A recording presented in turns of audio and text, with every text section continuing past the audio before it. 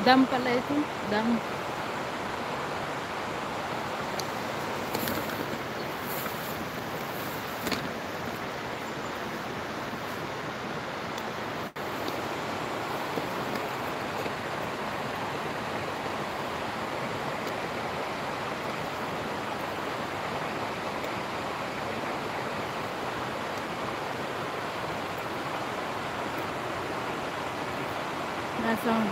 Hindi po, nandito lang po ako sa ano.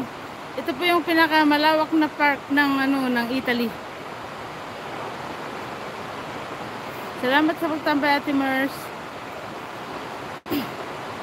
Ito yung pinakamalawak na park ng ano, park ng Italia. Iniikot ko nga eh. Yan oh, isang oras at kalating oras, isang oras kalate. 1.5 hours na akong nagliikot. Di ko pa naikot lahat ito. Kasi ito pinakamalaki talaga dinadayo ng mga tao.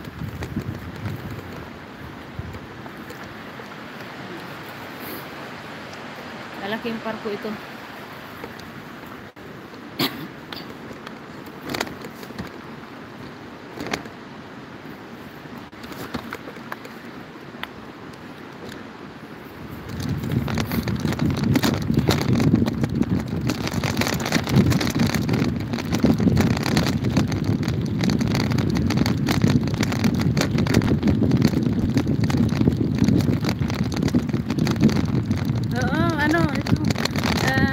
Talagang inaalagaan ito ng ano ng gobyerno itong park nito.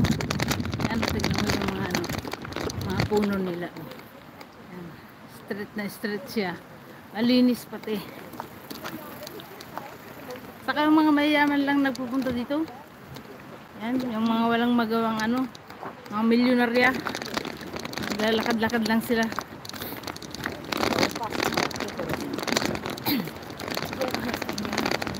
Dito sila stress free. Kaya nga eh, yan. Stress free kasi dito eh.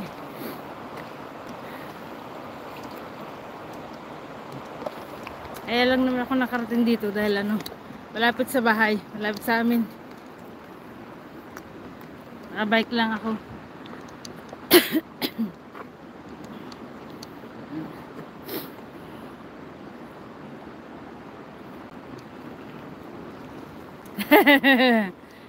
Opo ate. Iikot kita sa ano, sa Italy.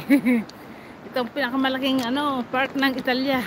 Kahit isang buwan ka dito na ano, gaya ng sabi ko kanina, kahit isang buwan ka dito ate, na magbike, ikutin mo ito, hindi mo matatapos.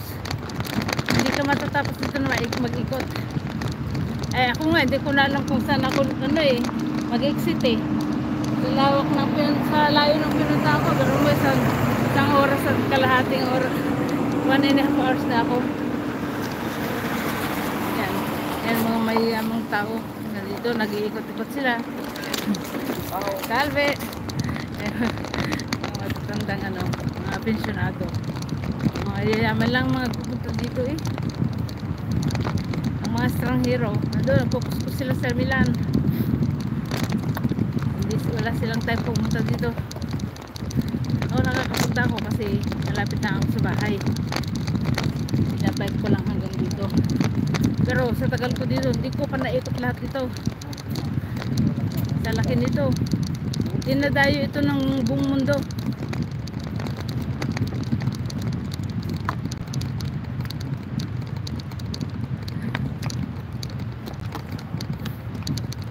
Yan, mga mayamang tao yan.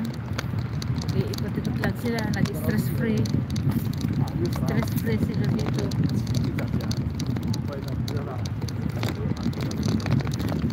Mga wala nang magawa sa buhay mga yan. Sila dito kasi, mga mayamang tao.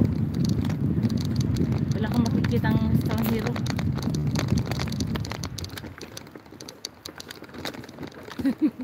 Belo.